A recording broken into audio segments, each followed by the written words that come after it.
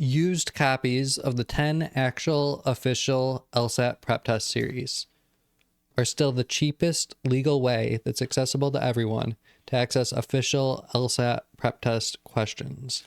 Today, I'm going to tell you who should use them and how you should use them. But first, let's talk about a subscription to LawHub Advantage and why that's probably right for most people.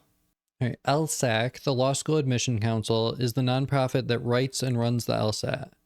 They make 4 full-length practice tests available for free in exactly the same format used for the official test. And then for $120 a year, you can license the other 54 full-length tests and some additional drill sets. If you live in the US or Canada and have a family income that's close enough to the poverty line, you may be able to get a fee waiver, which will access all of those practice tests for free for 1 year and will then expire.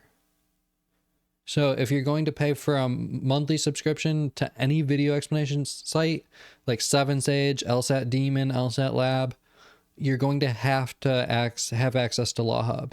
And that's either going to be through a fee waiver or by paying the $120. And then if you do have a fee waiver, those sites will give you a discount on their monthly subscriptions. 7Sage offers the most generous discount, with them licensing the ability to fee waiver students to use their site for only $1 for a whole year. And the way that progress works on the LSAT is that you're going to take a practice question and you're going to struggle to figure it out on your own. Maybe timed, maybe untimed. If you do it timed, then definitely review it untimed. So you can try to figure it out on your own, your best.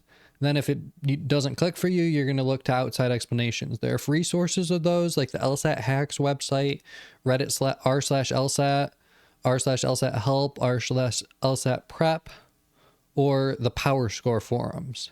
But by purchasing access to a video explanation site, you get a good first outside explanation using the same approach to the test for every question that will hopefully click for you without you having to do any searching. And on the times where none of those layers of explanations work, you can go to a private tutor like me. Every point on the LSAT is potentially worth tens of thousands of dollars in scholarships. So it makes sense to spend some money if you can and if it helps you improve. But let's say that you cannot pay for a subscription to a video explanation site. And maybe you also can't get a fee waiver. Maybe your family just earns too much to be eligible for a fee waiver, but you still don't have money to spare. People have to spend money on things like, rent. And there are needs that are going to be higher priorities for you than the LSAT or for your parents. Or maybe you live outside the United States and Canada, in which case you aren't going to be eligible for a fee waiver no matter how little you make. Now, maybe you do expect to be eligible for a fee waiver, or maybe to be able to pay for 1 year of LawHub, but you want to save it for when you're going to have a lot of time to study. So maybe you're a freshman or a sophomore or even a recent high school graduate, and you think you want to be a lawyer and you want to get an early jump on preparing for the LSAT during winter break, but you have other obligations. So you're not going to be able to study a ton that year, and you don't think you can justify spending $120 on a LawHub subscription, or a LawHub subscription and 7Sage. Now, you don't want to sacrifice your GPA to try to study and improve your LSAT score. That's biting your nose to spite your face. And in general, right, if you have to pick between the LSAT and the GPA, you're going to pick the GPA because you can improve the LSAT after you graduate from undergrad.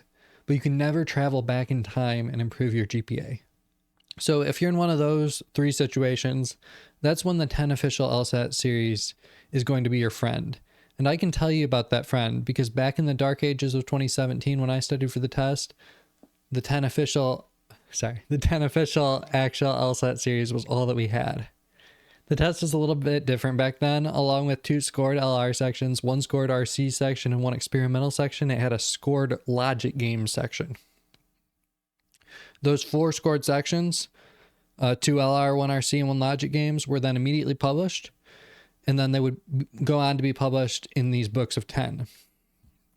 And so since that was by far the cheapest way to buy new copies of the test, people would routinely buy them, and then they would sell used copies when they're done with them, if they hadn't written in them. So if they made photocopies to take them on, or maybe they just didn't, they bought a couple of the books of 10 and they didn't use them all, they'd sell the ones they didn't write in, usually for around $5 to $10 for one of these books with 10 tests. So you could get tests for about, if you buy 10 of them at a time, you could get them for somewhere between 50 cents and $1. per test. All right, when LSAC dropped the logic games, which they dropped because of a lawsuit by blind students who alleged that the logic games were discriminatory because they couldn't do the diagramming that was needed to solve the games, they just took all those old formatted tests that are in these books.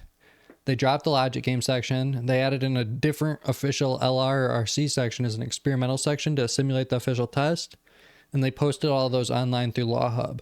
So you can literally take the same official tests that are on LawHub by buying the old official test, skipping the logic game section.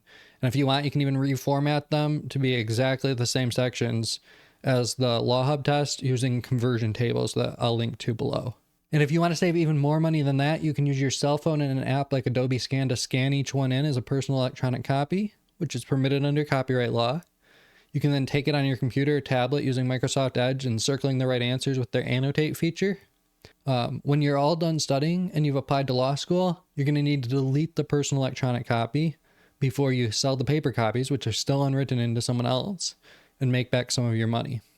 So I checked and I was able to find 7 books of 10 tests, or 70 tests, for $62.38, a little less than $1 a test. And I didn't shop around that much. Some of them were more expensive than others. I could have bought, from the site I bought them from, I could have bought 40 tests for about $25.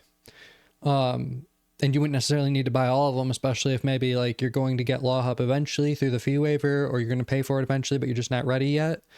You could just buy a book or 2 of them. So that's the 10 official actual LSAT prep test series for you. If you are going to be able to afford LawHub and one of the video explanation sites for the entire time that you're studying, this isn't for you.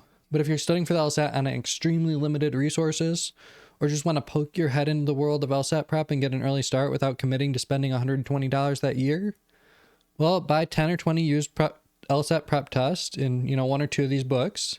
Maybe get a copy of the Loophole and Logical Reasoning to give you a method to start approaching the test with.